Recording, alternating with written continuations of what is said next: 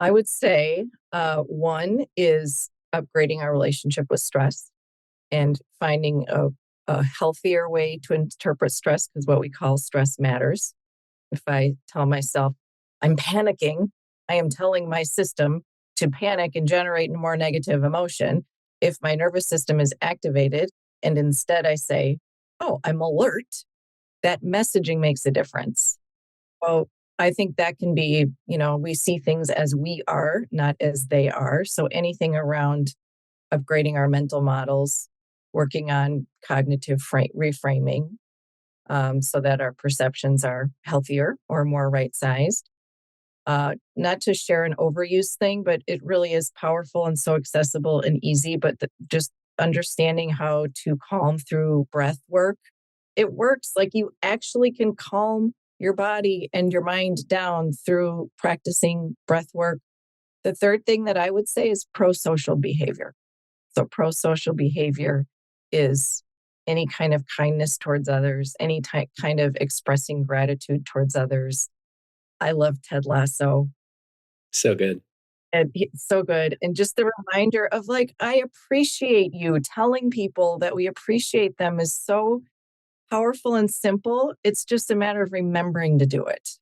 So pro-social behavior, doing kind things for others enhances our own well-being. It's like we fill our bucket and we fill their bucket. It's just a win-win. Part of the doing kind things for others, which I've learned over the years, is it takes you out of self. It takes you out of the storm cloud of your problem and allows you to focus on something else. So not only is it building self-esteem through esteemable acts, it's a welcome distraction to your own distress. Wow, that was beautifully put. What amazing insight. Oh, Alex, I love it. I just blacked out. What did I say? Well, it's so true. And when we get into a trap of anxiety or depression or dark thinking or feeling hopeless or helpless, at that time, the last person we should be listening to is ourselves. Mm-hmm. And that kind of an action or practice can get us out of ourselves. So I am thankful that you highlighted that. Thanks. I think the self-talk thing, if I could just speak for a quick moment and respond to that, I think that is also so helpful, whether in your self-talk you are stating an affirmation that creates compassion for yourself. I had someone tell me when I was in early sobriety, think about taking care of yourself as if you were holding the hand of the 5 or 6-year-old version of yourself. What would you say to him? How would you comfort him? And I thought that was a very simple and lovely frame. And at other times, just saying no or stop when those negative thoughts come up. What are some phrases that you use or you advocate using specifically for self-talk?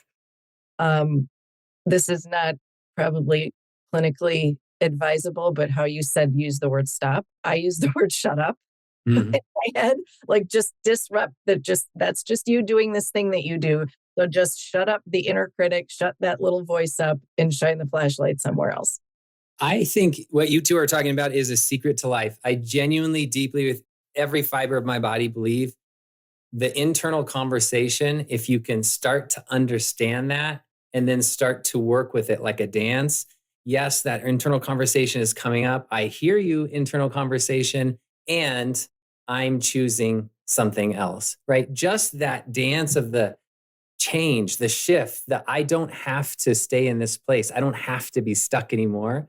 For me was like lights on. It fundamentally changed how I was moving through the world. And I love that you two just highlighted that. So everyone right there is secret of life, starting to manage your internal conversation.